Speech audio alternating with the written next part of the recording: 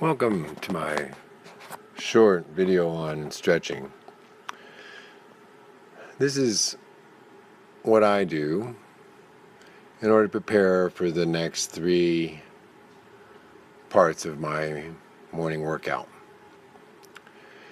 It's really a combination of several different disciplines, but for me, a lot of it comes from the Qigong, a little bit from Falun Gong, a little bit from yoga, and others different disciplines on how to take care of your body. What you saw me doing initially was running my hands around in a circle in both directions around my danchen, my lower abdominal area where most of your energy is focused. Once that's done, I then go ahead and get my balance and put my feet around in circles, rotating them both directions 10 times. This is very difficult. When I first started with my left foot, I actually wasn't coordinated enough to make it go around in circles. It would kind of hang up. Now, a big part of this is balance, obviously. And it took me a while to get to be able to do these circles with my legs, letting your calf travel around as far as it can in all the directions. Yes, darn. You will lose your balance once in a while. In this case, I've gotten up to being able to do 10 of them normally in each direction. The idea is to be able to go around as far to the top, around to the back, around to the sides. First you do one foot, I do 10 each direction. When you're first starting out, you may not be able to do that and keep your balance. My hand is on the side of my leg. It's not supposed to be holding the leg up. I just use that as sort of a stabling, a little bit of stabilizer. What you're looking at here is trying to get your leg all the way out if you can. I find focusing in front of me on the ground is the best way to keep my balance. I focus about out just a little below where the top of my toes are going to reach. Around as much of a full circle as you can get, all the way back in. And then set back down again. The next step is into the hips. This, when I first started, there were some sore spots. Very sore spots. You try to work your hips around as far in each direction outward as possible and to roll them without hanging up. And occasionally you'll snag. I had scoliosis, a curvature of the spine, most of my life.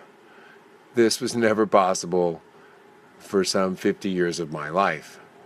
From the time I was about 3 years old to the time I was 52, my back used to give me all different kinds of hell. This, turning around like this, when you first do the first couple, if you got sore spots, you will feel them. Get over it. Try to work your way through it. If you can't go so far over at first, then don't go so far over. Just go as far as you can. The goal, ultimately, I have my thumbs right behind my waistline on my hip bone. And I'm using that to kind of steady as I go back and push my hips all the way forward. Stick them all the way out behind me, all the way as far as I can to each side, trying to bend over and stretch that lower lumbar area. Try to stretch those stomach muscles.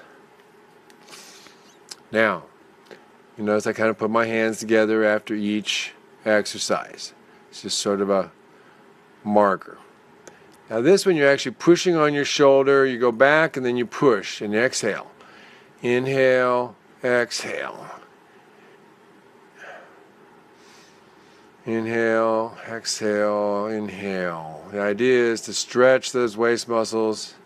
Each time looking back, don't have to throw yourself hard. It's just a gentle push on the shoulder with your other hand behind you to cause you to go ahead and stretch that torso. I usually try to do 10 on each side. And pause. It feels so good when you're done. Take a moment to appreciate it.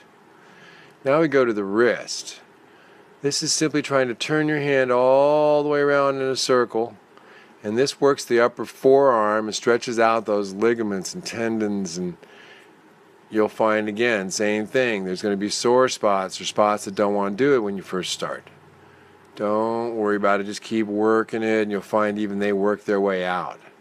It's pretty incredible, but after a while, you get even more flexible. Again, my left hand, when I started, I couldn't bend it that far in and out. You see, I'm trying to move my wrist all the way tight on the inside, all the way out flat, as much as I can get. Now back around, other direction.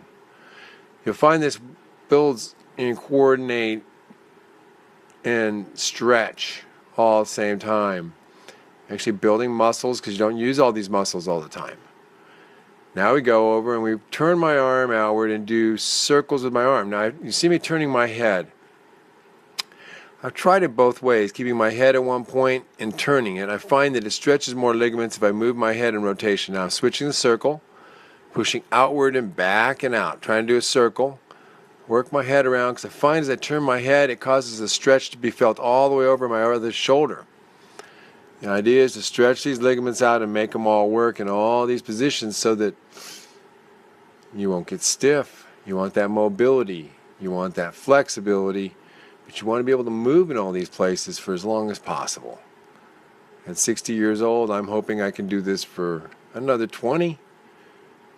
So in the meantime, I'm taking care. Now back around. You can see me pulling all the way in, pulling, trying to do a full circle as I look around. And you feel it as you're doing it, trust me. Back of your arms, your shoulders, they all get built up by doing these little stretches. Now I'm reaching over to work my shoulder sockets. It's very important as you get older to try to lubricate your shoulder sockets every day, because they don't do it naturally after about 40 years old, 45 years old. My father actually tore out both of his shoulders at about 55, and he told me that. Do not forget to lubricate them before you use them. This is how you lubricate them. Notice I went one direction, all the way across in front of me, working my way all the way over to get that shoulder to work all the way over to the back position, and then I switch directions. It's full range of motion on that shoulder. Some of you are going to have bursitis. I've had the shoulder in the pain in the shoulder right at the top. I've had to do this very slow for periods of time, many months, until that went away finally. Slowly but surely, it's an irritation of the bursa. Now in this case, I'm trying to get my shoulders to go all the way up to my ears and all the way down as low as I can put my hand. This really stretches out the neck muscles. In fact, you'll hear snapping and crackling and popping in my neck. I hear it in my head a little bit sometimes.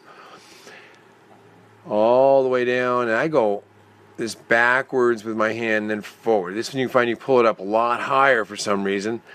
And I'm letting my elbow come up, but part of that is to be able to get full rotation all the way up into my neck tight, so I get those muscles to be able to contract.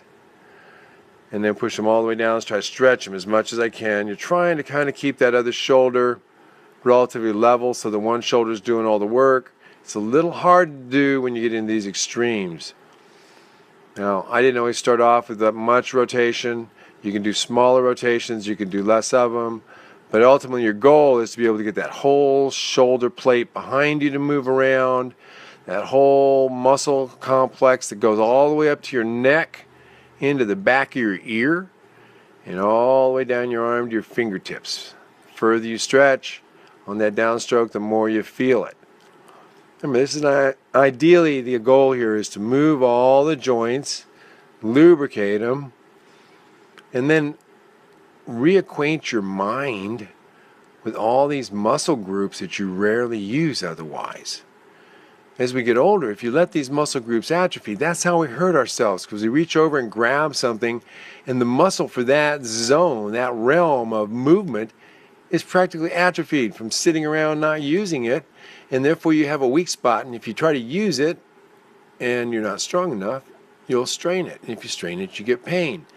Once you get that pain, if you start babying it and not stretching it out and not trying to build that muscle up later, then you're going to get a stiffness, and the stiffness is going to lead to what Looks like old age. This is tough. Now, after I've done my shoulders, I'm doing my neck. Now, yes, I am letting some of my body go, but that's because I'm trying to let my neck go all the way back. Open your mouth a little bit, and it makes it a little easier to make your neck go back. This hurts for me right now at the moment because I jammed my head a couple weeks ago, and the muscles on my left neck on the back hurt. And so when I first do this, the first couple times, it's, oh, I can't do this, can't do this. About the third or fourth time, not so much. And then the pain kind of goes away.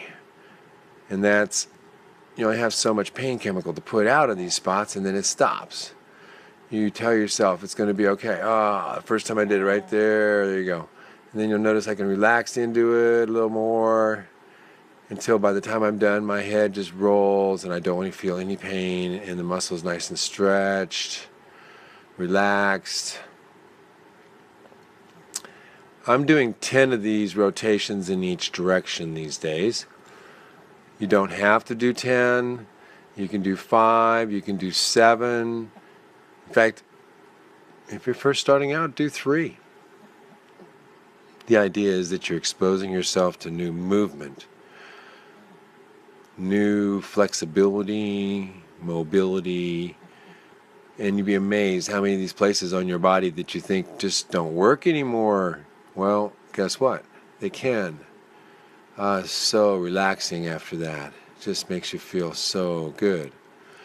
Again, I'm moving my hands around my lower abdominal area, the Dan Chin, and this is a shutdown sort of from that series of exercises. I go from there into a little stretch. And this I've just started doing myself, but this is a stretch that works in all the different meridians as you stretch each area. And I'm still having trouble being balanced and coordinated when I go up, see, as you can tell.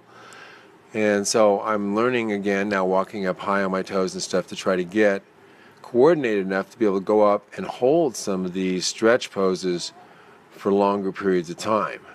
But this gives you all the different angles and meridians you can do these stretches on in order to prepare your body for being able to do some of the other exercises ahead. So, I hope you enjoyed this little stretch routine. There's my little dance at the end for you. And this should be done generally before you do any of the other exercises that I've shown. Thank you for watching. I hope you have some inspiration for how to handle your 60s. Thank you very much.